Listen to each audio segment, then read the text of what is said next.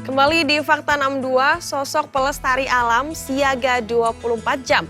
Jaga penyu hijau dari ancaman kepunahan jadi inspirasi.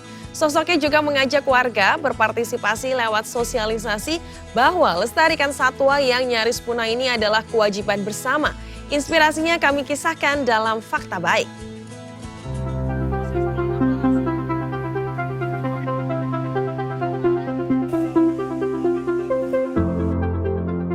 Hati saya istilahnya terpaut untuk pingin gitu supaya ini lebih aman lagi kayak gimana gitu. Memang dari situlah awal mulanya.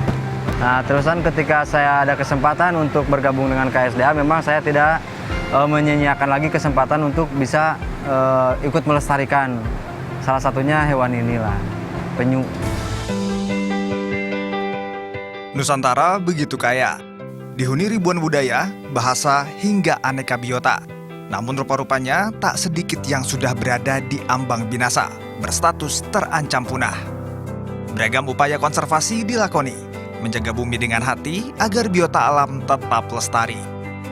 Menikmati pemandangan indah memang menjadi aktivitas yang menyenangkan. Namun ini bisa menjadi menakutkan apabila kita membayangkan bahwa esok lusa pemandangan ini bisa saja berakhir dalam sebuah cerita.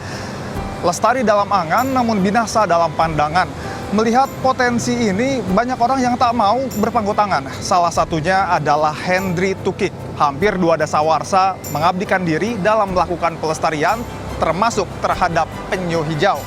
Sebuah fakta baik dari pesisir Tasik. Penjaga biota langka di Sindangkerta.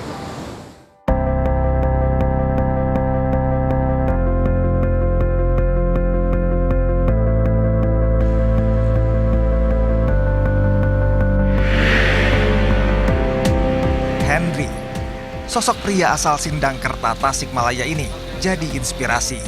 Siaga 24 jam jaga penyu hijau dari ancaman kepunahan di Pantai Sindangkerta, Tasikmalaya, Jawa Barat. Tak hanya menjaga langsung, baginya edukasi menjadi bagian penting dari konservasi.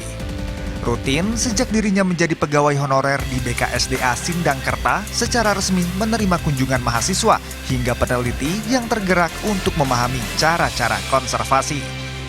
Setidaknya sudah hampir 2 dekade ia melakoni aksi baik ini, mengawal penyu hijau bertelur, menjaga telur dari deretan predator, hingga mengantar para tukik lepas liar ke samudra. Ada berapa penyu Kang yang dijadikan objek penelitian? Sementara ini ada 2 tukik, anak penyu, 2 tukik. usia 4 bulan sama 6 bulan. Sebesar ini masih disebut tukik ya Kang? Iya. Baik. Kalau tukik-tukik lainnya ada di mana Kang? Setelahnya dilepas akhir bulan kemarin memang sementara nunggu yang telur yang mau menetas. Baik, jadi sekarang masih dalam proses Ada. menetas. Tapi kalau setiap malamnya itu masih ada yang bertelur Kang? Iya. Status konservasi penyu hijau yang berstatus terancam punah memerlukan atensi dari banyak pihak agar ikut bergerak. Tak hanya pemerintah, harus juga didukung kesadaran masyarakat dari berbagai usia supaya konservasi berkesinambungan. Belum lagi fakta bahwa garis pantai yang biasanya jadi tempat penyu hijau bertelur kini sudah mulai terjarah oleh pembangunan.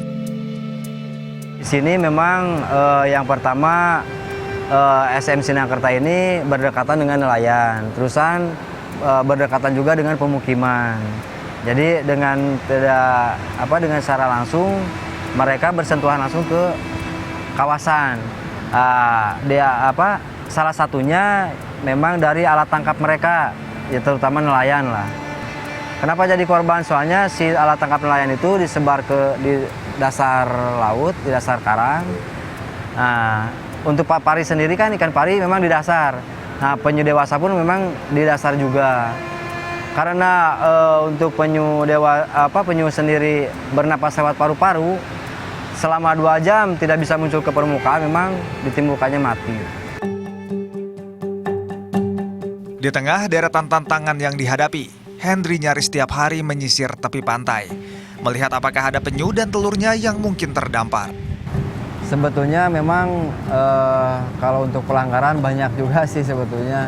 Cuman dalam jangka waktu setelahnya diturunkan SK penunjukan bahwa ini ada kawasan memang berkurang. Kecuali memang untuk masyarakat di sini soalnya mendominasi ke nelayan lah.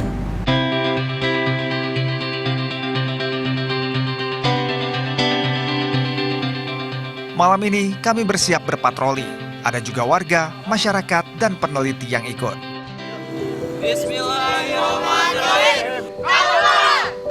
Namun, ada saja kendala. Selama berpatroli, kami menemukan ada semburat cahaya milik tambak lobster. Kondisi ini bisa saja membuat penyu hijau urung merapat ke tepian dan batal bertelur.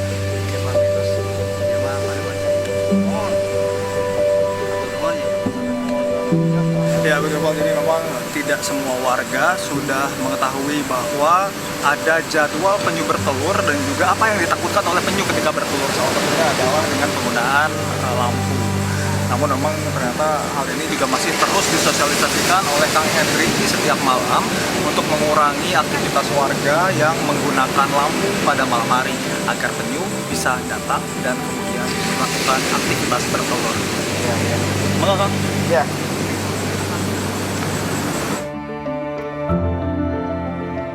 Semesta memberkati. Kami mendapati penyu yang mulai naik ke tepian. Kalau ini dari jejak ini kira-kira Penyu yang naik. penyu naik. Yang naik mau bertelur. Berarti kita cek sekarang aja ya Kang ya. Boleh, siap. Tapi lampu berarti dimatikan dulu ya. Pasti dimatikan. Oke, kita cek ya Kang. Selama proses bertelur, kami diizinkan merekam sedikit prosesnya. Dalam fase ini, Hendri akan langsung mengambil telur-telur penyu untuk nantinya dipindahkan ke bak penetasan. Proses ini dilakukan demi menjaga telur penyu di mangsa predator alami. Memang normalnya penyu ini bertelur di usia berapa Kang? Minimalnya 30 tahun, 30 maksimalnya tahun. 50 tahun itu baru bertelur. Baru bertelur. Satu kali bertelur untuk jenis penyu hijau ini rata-rata memang 120 butir. 120 butir. Itu per sekali bertelur. Sekali bertelur. Dalam satu musim untuk jenis penyu hijau ini kan rata-rata 6 kali bertelur. Interval waktunya misalnya penyu A bertelur tanggal 1, nanti bertelur lagi 12 hari ke depan apa 15. Minimalnya 12 hari, maksimalnya 21 hari. Usai bertelur dan membuat sarang samaran, penyu hijau akan kembali ke lautan dan meneruskan siklus kehidupan hingga nantinya akan kembali ke pantai yang sama untuk bertelur kembali. Sementara telur-telur penyu akan dipindahkan ke bak penetasan demi selamat dan ada dalam kondisi pas hingga menetas.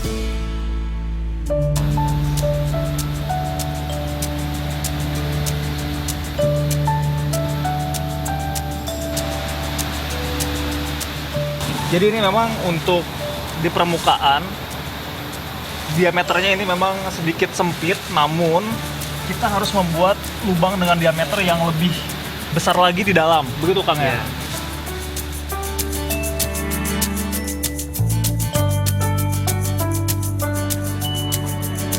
Jadi si telur yang dipindah ke bak semi alamnya memang 99% menetas. Beda sama yang di alamnya. Dari kepiting pasir, terusan biawak, banyak lagi yang lainnya anjing ya kayak gitu. Lebih baik lelah merawat hari ini daripada menyesal untuk kedepannya. Upaya pelestarian yang dilakukan sedikitnya membuahkan hasil yang maksimal. Setidaknya dari bak penetasan ini mampu tingkatkan harapan tetas telur-telur penyu hingga 90%.